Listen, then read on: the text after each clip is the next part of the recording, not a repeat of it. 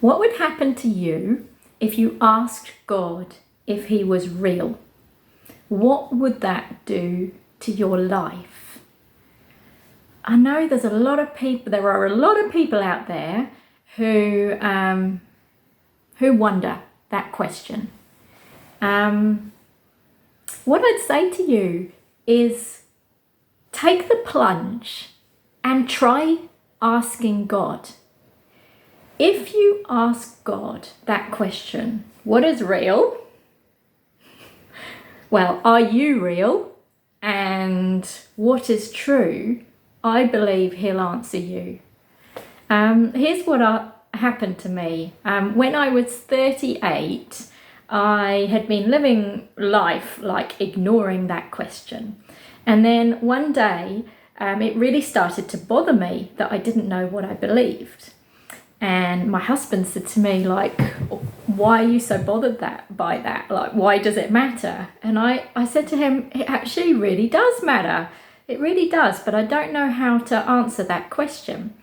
And I went off to the library then, to the religion shelf of the library, took my little trolley round and piled all these books into my trolley, books about atheism, books about different faiths, books about biology and evolution and history of the Bible and other books and that sort of thing. And I went into this massive intellectual reading project that lasted me several months. But I came to the conclusion from that reading project that actually I can't solve this problem using my intellect. And the reason for that is I realised, first of all, to answer that question properly, I would need to be an expert in all of these different fields like biology, history, anthropology. I, as a layperson, can't fully engage with all those different fields or intellectual questions. And the other thing I realised from reading these books was, I read an atheist book, for example, and then I read a Christian book. And I realised, actually, you can intellectualise yourself into any corner you want to go. If you decide you want to be atheist, you are going to intellectualise yourself into that corner. If you decide you want to believe in God, you can intellectualise yourself into that corner.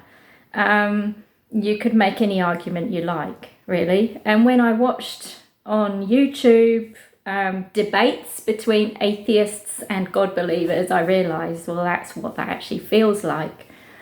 So I realised there's a better way. Why not just ask God directly? Why not just ask him directly? Are you real? And please show me if you are real. So one day, I was age 38 at the time, I sat on my couch and I asked God that question. And what happened next absolutely knocked me to my knees. And I had to go and seek help. I had to go and seek the help of a pastor with what happened next. I've written about it in my book, The Pear-Shaped Promise. A very personal story, but I fully believe that if you're in the same situation as I was, if you're wrestling with that question of what is true, ask God if he's real, ask him what's true. And I think the thing about that is you have to be prepared to live with what you hear back or the answer you receive. And that's a big part of it.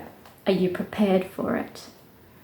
Are you prepared to be taken on the most extraordinary adventure? Next.